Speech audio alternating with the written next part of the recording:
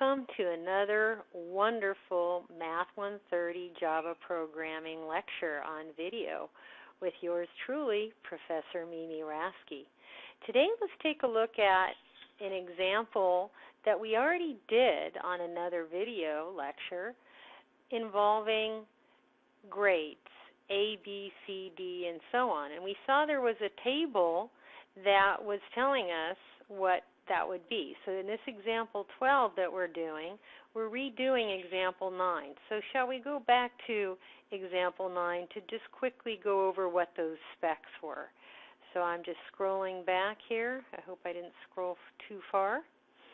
And if you recall, it was quite a messy program that we had to write involving nested if structures. So the table that we did involved if it was greater than or equal to 90, it was a letter grade of A, and so on. So we're going to do this entire program all over again, but in a more elegant way, using an if-else chain instead of the awful structure with all the nested if-else statements. So this is going to be pretty straightforward and quick. Okay, so I think we already filled in the blanks before, but we'll do this again. So this had to be scanner. And when we capture the data from the keyboard, test score will equal the name of our scanner, which is keyboard dot next, capital I, int, empty parentheses.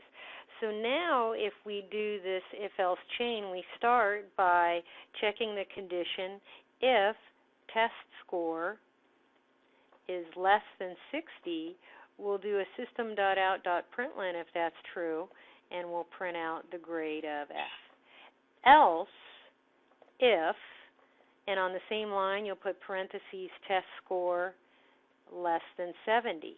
If that's true, it'll print out system.out, I'm abbreviating the system.out.println, the grade of D. If it's false, it'll keep going, else if test score less than 80, if that's true, we'll do a system.out.println with the grade of C. If that's not true, it'll fall through to the next else if statement, and it'll check to see if the test score is less than 90. And if that's true, and we are running out of room here a little bit, we're going to print out the grade of B. And for the last statement, it isn't going to be an else if, it'll be a trailing else because there's nothing else possible. That means it's greater than 90. And so at that point, if it makes it to this far in the code, it must be a score that's greater than or equal to 90, which means the student gets an A. And don't forget our semicolons at the end of all the statements. And that's pretty much it. So how would this work in NetBeans? So I have NetBeans already, and I still have the program that we were working on before with all the horrible-looking nested if-else statements. So how would I modify this code in NetBeans so that it doesn't have this nested structure, but instead has the nice, clean and elegant, efficient, if you will, if-else chain? Well, I'm going to just basically have to delete a lot.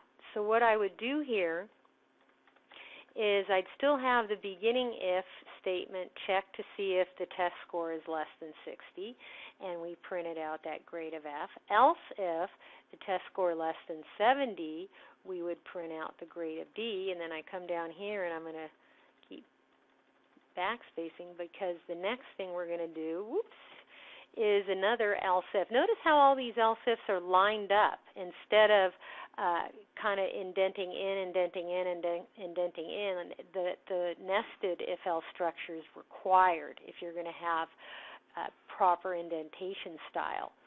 But nested else if, or excuse me, chain if else, you don't need all that indentation. That's another reason why it's so beautiful. So I also want these system.out.printlns not to be indented so far in. So let's keep those coming back. So then this else if, I'm going to bring it back a little bit, and then let's delete all this stuff.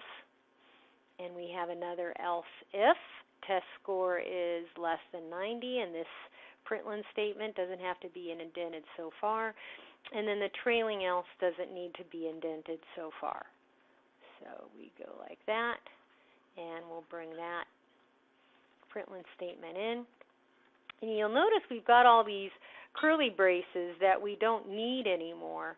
And I think that's why we have this red bubble. So what I can do here is delete all of these.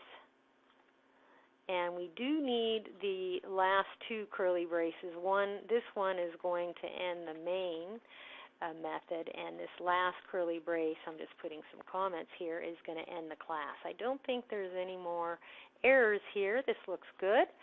So I'm going to come over here, save my file, and then run it. And let's hope it, fingers crossed here. Please enter your numeric test score. Okay, how about if I enter 87? Told me I got a B. Wonderful. So congratulations. You are done watching this video on if-else-if chains. And they are very elegant. Good luck and happy programming.